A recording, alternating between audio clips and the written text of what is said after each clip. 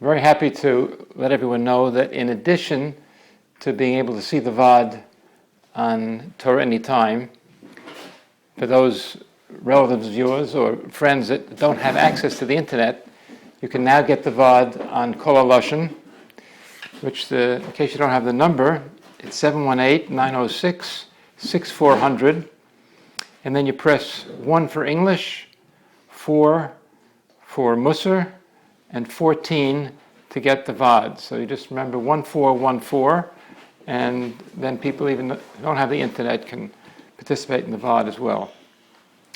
I don't feel I have to prove anything to anybody,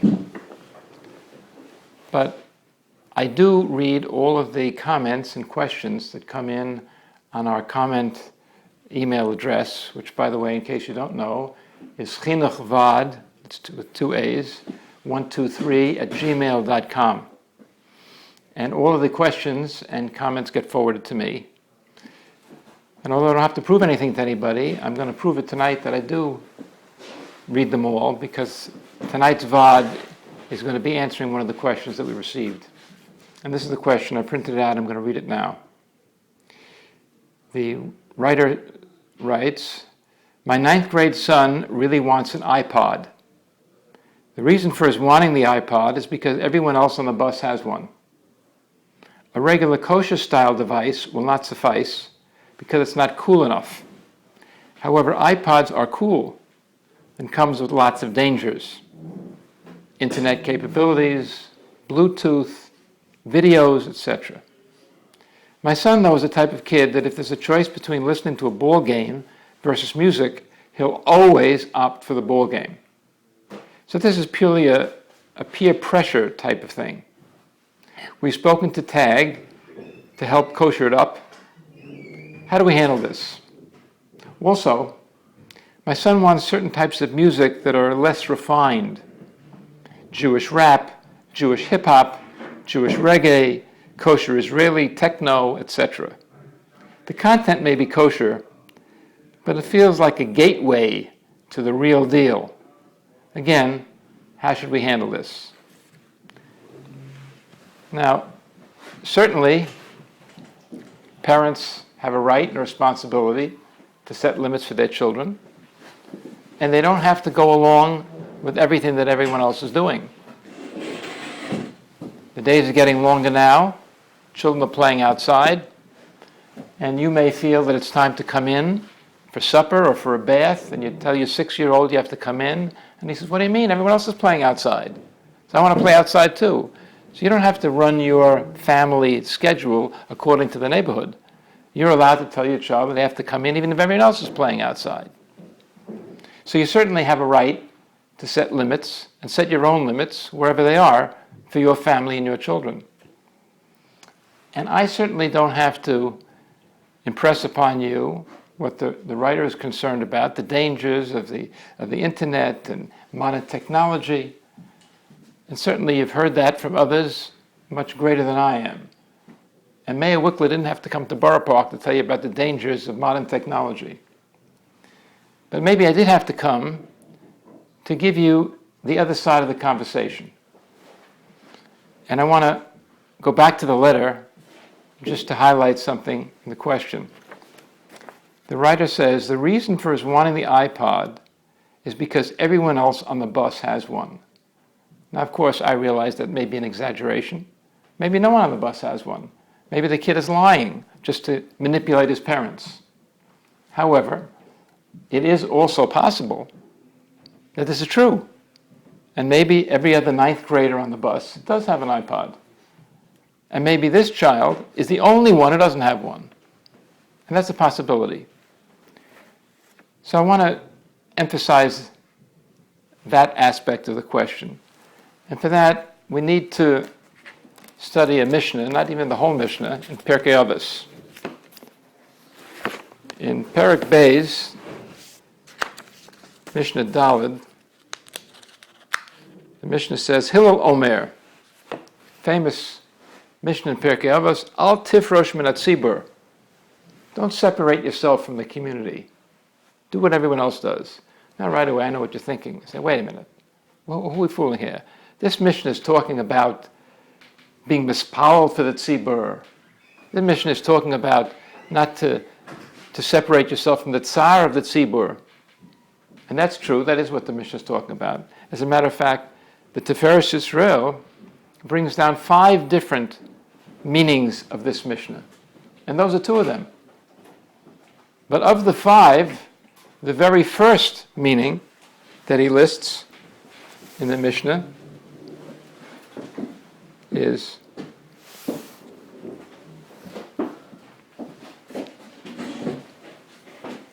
Shali lo yifrosh miminhagei hatzibur.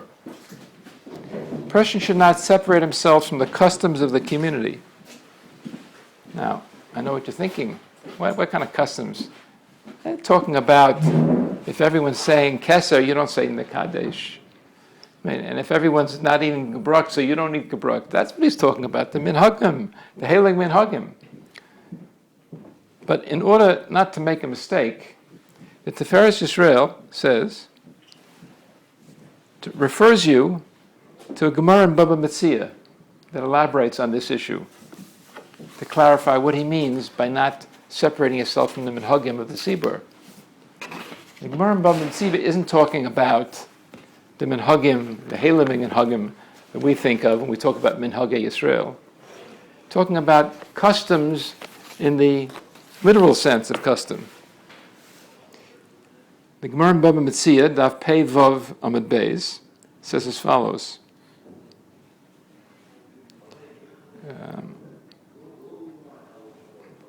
Amar Rabbi Tanchum Bar Chaniloi L'olam, and again we've mentioned this many times before. L'olam doesn't mean sometimes, doesn't mean most of the time. L'olam means always. Al Yeshana Adam Min haminig. A person shouldn't change from what's customary.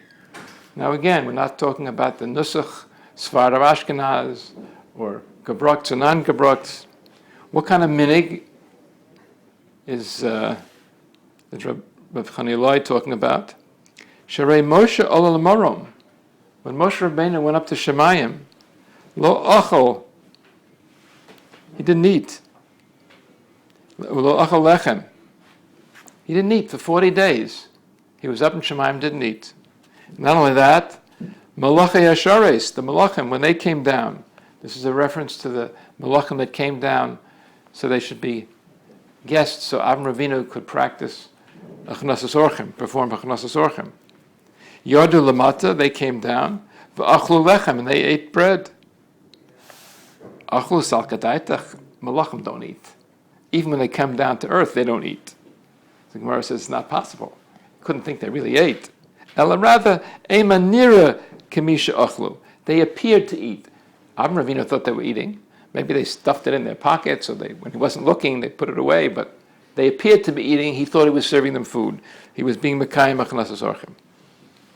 Now the Mashah says on this Gemara, asks a question that I'm sure you're all wondering about. The Gemara brings 2 examples. Moshe Rabbeinu didn't eat when he went to Shemayim, and the Malachim ate when they came down to earth. Why does the Gemara mention Moshe Rabbeinu first and the Malachim second? Because that's not the order in which it happened. First, the Malachim came down the time of Avram Avinu. Many, many years later, Moshe Rabbeinu went up to Shemayim. Should have mentioned the Malachim first. Why not? So the Mashah explains that Moshe Rabbeinu was mentioned first because he taka did what the Malachim did. He didn't eat. When the Malachim came down, they appeared to do what we do, but they didn't really. But Moshe Rabbeinu did exactly what was done there.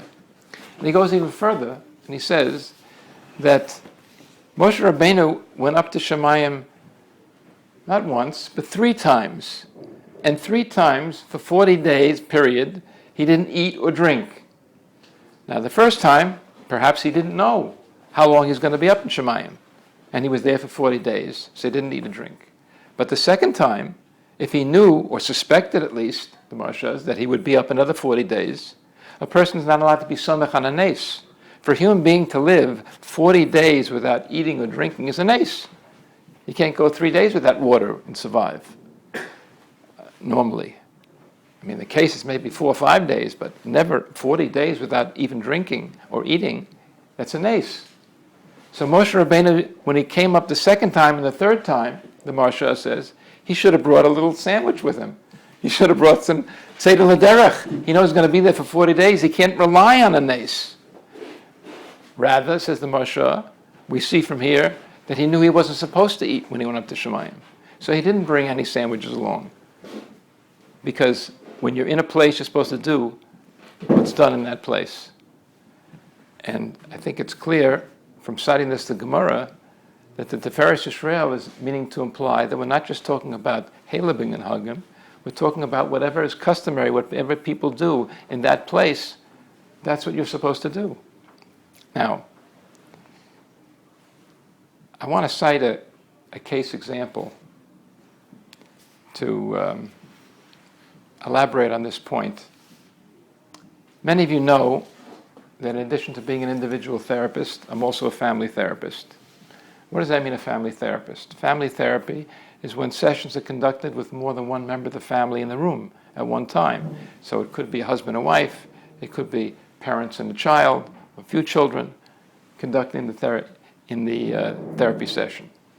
Well, in addition to being a family therapist in that sense, I'm also sometimes a family therapist in the sense that I'm the family's therapist. And whatever therapy they need is what they come to me for. So I'm thinking of one particular family that I saw many years ago that had some minor marital issues, husband and wife, and I saw them for a few months and we were able to resolve that. A couple of years later, there was questions they had about one of their children was 6 years old. They had some behavioral issues with him and they wanted me to evaluate him. And at another time, I actually treated the mother for some mild depression for a few months. So I was like the go-to person whenever they had an issue in the family. And then they called me up once, many years later, and they had a real crisis. And they asked to see me as soon as possible, and I sure gave them an appointment. I knew them very well. We had been in touch over the years many times. And they came in and they described for me a real horror story with their 16-year-old son. We'll call him Avi. That's not his real name, but we'll call him Avi. It seems they were getting ready to go to shul Friday night, father and son.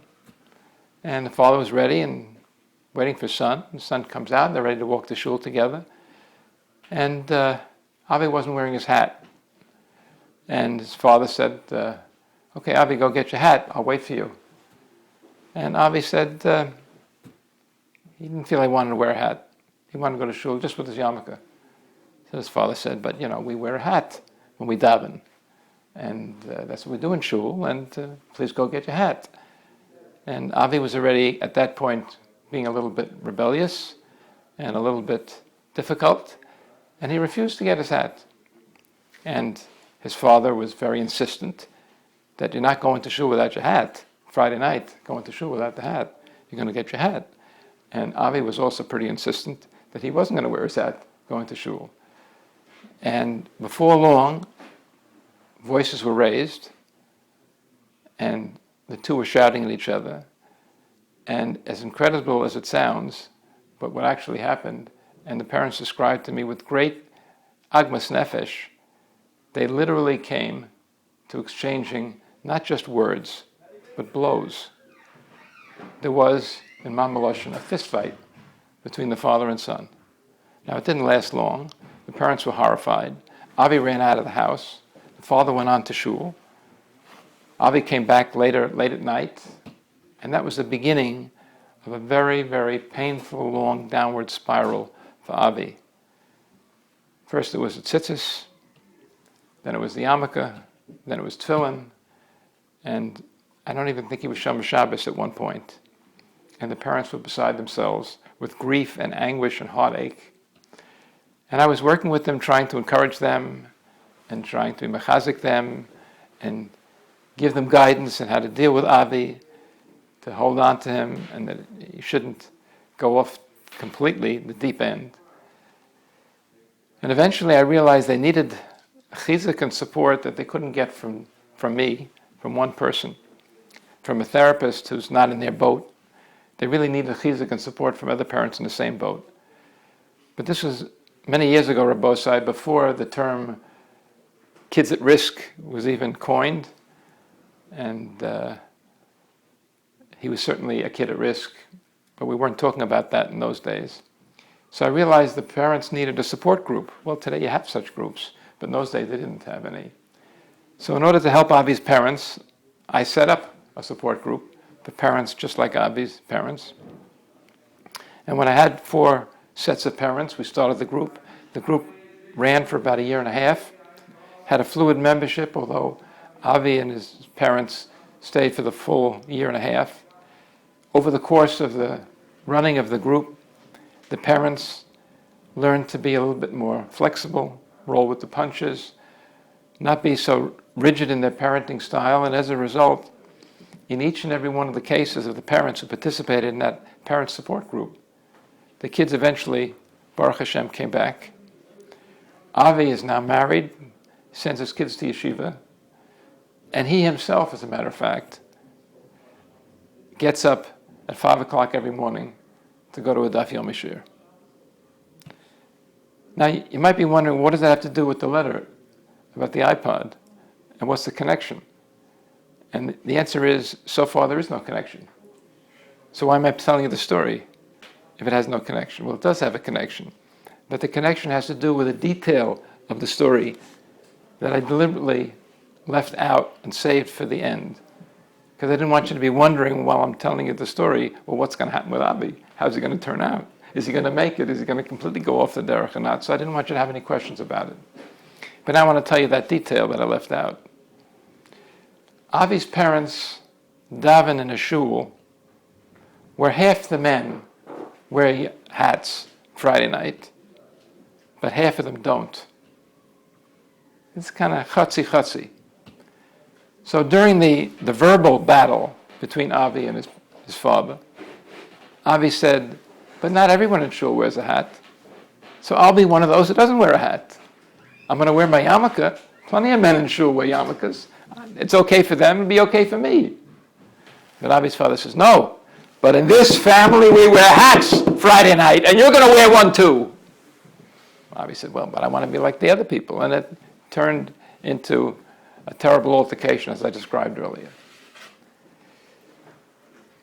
Now, the point I'm making, Rabbosai, with the story is that, of course, if that's your minig to wear a hat, I wear a hat when I go to shul Friday night, and that's your minig, and you're certainly entitled to keep that minig. But if you're choosing to daven in a shul where half the people wear hats and half don't, then you have to take some responsibility for the fact that your child may decide he wants to be from the half that don't wear hats. And if it's such an important thing that you have to wear a hat Friday night, then maybe you shouldn't be davening in such a shul where half do and half don't. And maybe you should find a minyan where they all wear hats. There's certainly plenty of them. Now, this particular minyan that I know that Avi's parents davened in, today they all wear hats. But in those days, half did and half didn't.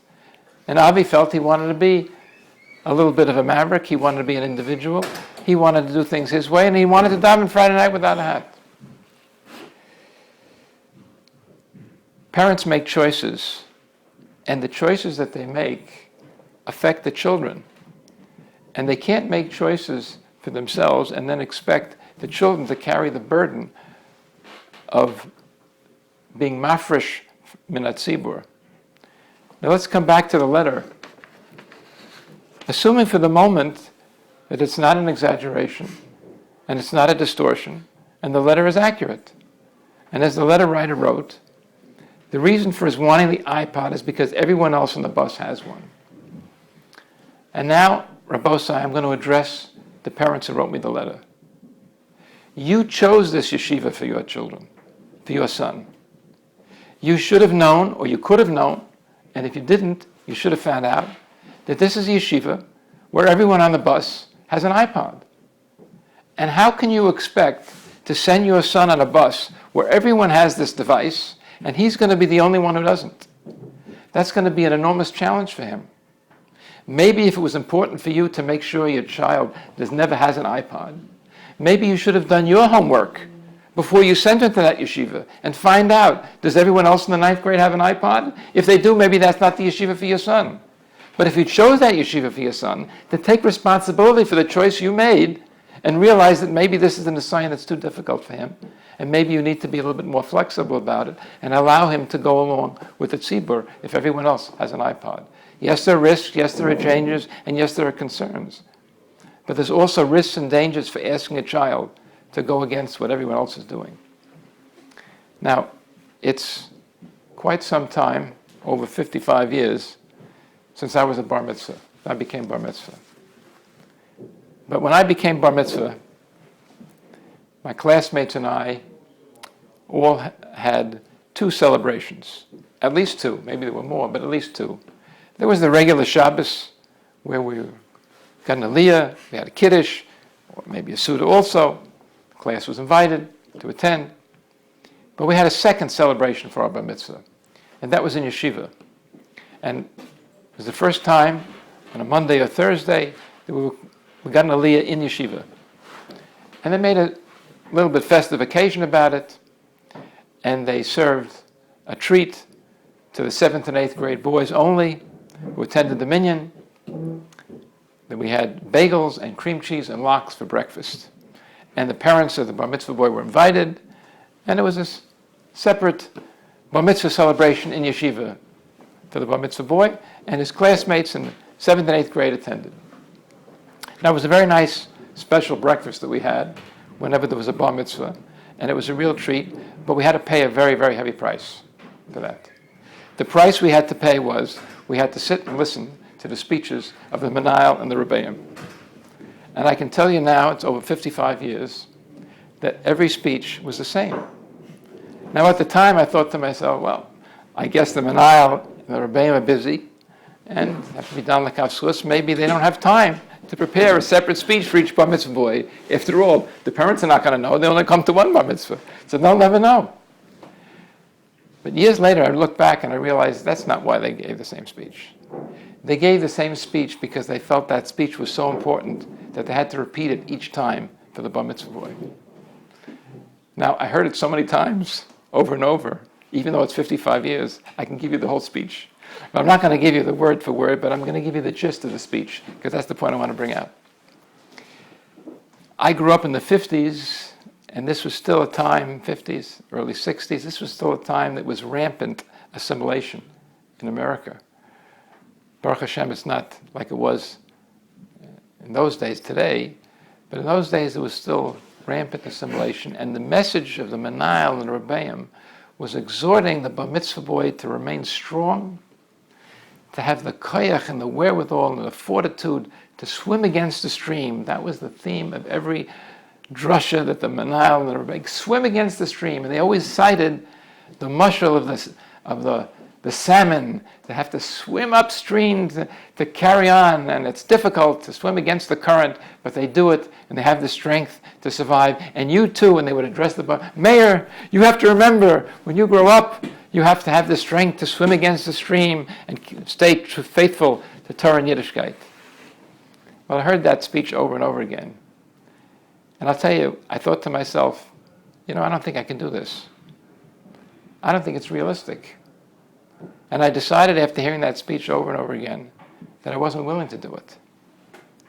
I wasn't willing to swim against the stream. And I decided that what I'm going to do is I'm going to find a stream that's flowing in the right direction, and I won't have to swim against the stream. And that's what I chose for myself.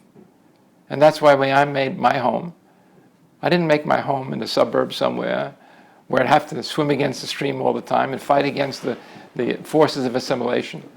I decided I want to make my home in Borough Park. That's what I did. And my children, Leah and Hara, have made their homes in Lakewood, and I'm thrilled.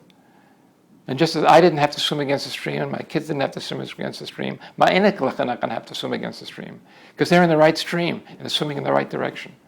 But if you as parents put your child in the wrong stream and then expect him to swim against the stream, you may be placing an excessive burden on his shoulders, and the consequences could be as devastating as they were for Avi, when his father expected him to swim against the stream and wear a hat when he didn't want to wear a hat. So Rabbi said the message that I'm giving the parents and I'm giving all of you is that Parents have a responsibility to make decisions that are correct and realize the impact the decisions are going to have on their children. And if they choose to place their children in a compromised situation, where the only way the child is going to be able to maintain the values of the parents is by swimming against the stream, as the Rebbeim were always exhorting me and my classmates, that may be asking something that's unrealistic and maybe too difficult. And under the circumstances, you may be better off sometimes allowing your child to go with the stream so as to avoid a major conflict and a major nisayon like Avi had with his parents. I just want to mention that the next Vaad will not take place in 4 weeks because that'll be Pesach. It'll take place in 6 weeks, which comes out to April 15th. So I want to take this opportunity to wish you all a kosher and freilich and yontiv and a zis and Pesach, and hopefully I'll see you all back again here in 6 weeks for the next Vaad, B'ezras Hashem.